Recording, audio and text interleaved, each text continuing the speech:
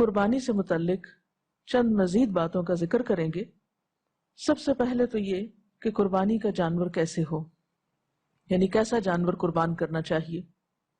قربانی کے جانور کے بارے میں آتا ہے کہ وہ ایسا جانور ہونا چاہیے کہ جس کے منہ میں کم از کم 2 دانت ہوں۔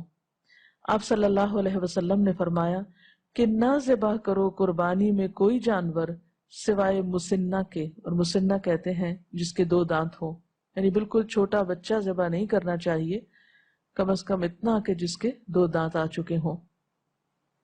پھر اسی طرح تندرست جانور ذبح کرنا چاہیے، کیونکہ یہ اللہ کے راستے میں قربانی کی جا رہی ہے، تو مریل، بیمار، ٹوٹے دانت والا، ٹوٹے سینگ والا، عیب دار جانور اللہ کے راستے میں نہیں دینا چاہیے، کیونکہ قربانی تو دراصل محبت کا اظہار ہے۔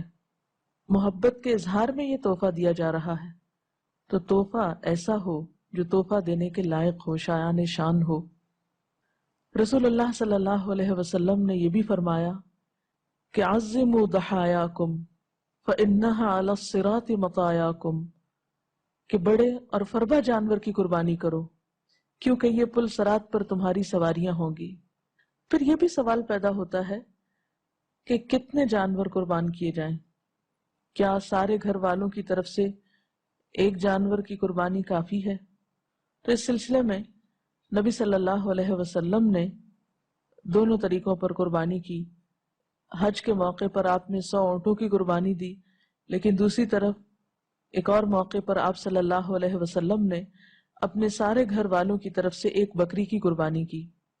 تو اس سے کیا پتہ چلتا ہے کہ جتنی حیثیت اور استطاعت ہو، موقع کی مناسبت سے اتنی قربانی کی جا سکتی ہے۔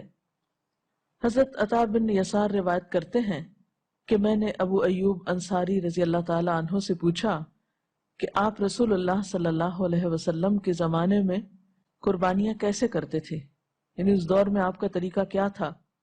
انہوں نے کہا کہ ایک آدمی 1 بکری کی اپنی طرف سے اور اپنے اہل خانہ کی طرف سے قربانی کرتا تھا۔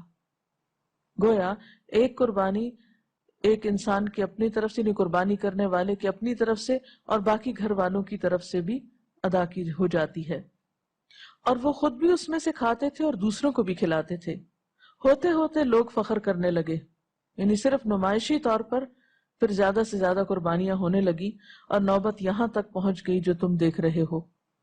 یعنی صرف ایک پر کفایت نہیں کی جاتی، محض دکھاوے کے لیے یا شان و شوکت کی خاطر زیادہ سے زیادہ تعداد بڑھا لی جاتی ہے۔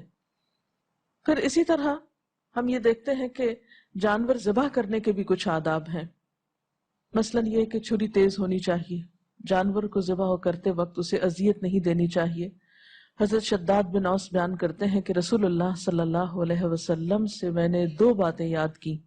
آپ نے فرمایا اللہ تعالیٰ نے ہر چیز پر احسان فرض کیا، یعنی ایک محسن جو ہے اس کا احسان صرف انسانوں پر نہیں ہوتا، جانوروں پر بھی ہوتا ہے۔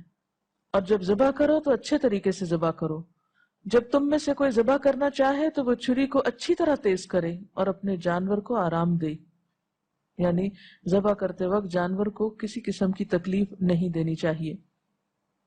پھر اسی طرح یہ ہے کہ قربانی کرنے والا اگر قربانی اپنے ہاتھ سے ذبح کرے تو وہ زیادہ بہتر ہے، لیکن اگر وہ خود نہ کر سکتا ہو تو کسی اور سے بھی کروا سکتا ہے اور خود پاس کھڑا رہ کر دیکھ بھی سکتا ہے۔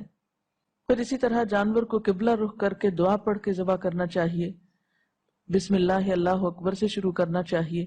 اسی طرح جو مزید دعا ہے وہ ہے انی وجہت وجہی للذی فطر السماوات والارض حنیفا وما انا من المشرکین ان صلاتی ونسکی ومحیای ومماتی للہ رب العالمین لا شریک لہ وبذلک امرت وانا اول المسلمین اللہم ھذا منک ولک تقبل منی کما تقبلت من ابراہیم خلیلک بسم اللہ واللہ اکبر۔ میں نے اپنا رخ اس ہستی کی طرف کر لیا جس نے آسمانوں اور زمین کو پیدا کیا، اور میں ہرگز مشرکین میں سے نہیں ہوں۔ بے شک میری نماز اور میری قربانی، میرا جینا اور میرا مرنا صرف اللہ رب العالمین کے لیے ہے، اس کا کوئی شریک نہیں ہے۔ مجھے اس کا حکم دیا گیا ہے اور میں سب سے پہلے سر اطاعت جھکانے والا ہوں۔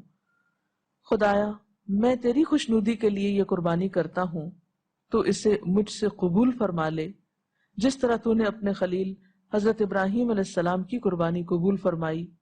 اللہ کے نام پر ذبح کرتا ہوں، اللہ بہت بڑا ہے۔ پھر اسی طرح قربانی کرتے وقت یہ بھی خیال رکھنا چاہیے کہ قربانی کا گوشت اور کھال وغیرہ ان کا صدقہ کیا جائے۔ گوشت کے بارے میں تو یہ ہے کہ خود بھی کھا سکتے ہیں اور صدقہ بھی کر سکتے ہیں، لیکن کھال خود نہیں رکھ سکتے۔ کھال کے بارے میں حکم یہی ہے کہ اسے صدقہ کیا جائے۔ اسی طرح اگر جانور کے گلے میں کوئی رسی ہے یا سنگلی ہے، یہ جو بھی اس سے متعلق چیزیں ہیں، ان سب کا بھی صدقہ کر دینا چاہیے۔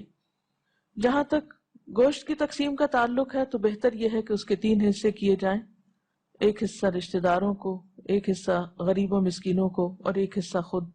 لیکن اگر کوئی شخص کسی دوسرے کو کچھ نہ بھی دے اور پورا خود رکھنا چاہے تو ایسا بھی کیا جا سکتا ہے، یعنی لازم نہیں ہے، فرض کے درجے میں نہیں ہے کہ دوسروں کو ضرور دیا جائے۔ اور اس کے برعکس اگر کوئی شخص خود کچھ بھی نہیں رکھنا چاہتا، سارا ہی تقسیم کرنا چاہتا ہے تو اس کی بھی رخصت ہے، یعنی اس میں کوئی ہارڈ اینڈ فاسٹ رول نہیں ہے کہ انسان ان 3 حصوں کے بغیر کچھ اور کر نہیں سکتا۔ بہتر یہی ہے کہ آسان طریقے سے خود بھی رکھے، دوسروں کو بھی دے، رشتہ داروں کا بھی خیال رکھے، ضرورت مندوں کا بھی رکھے۔ لیکن اگر ایسا نہ کیا جا سکے، اس تقسیم میں کوئی فرق آ جائے تو اس پر کوئی گناہ نہیں ہے۔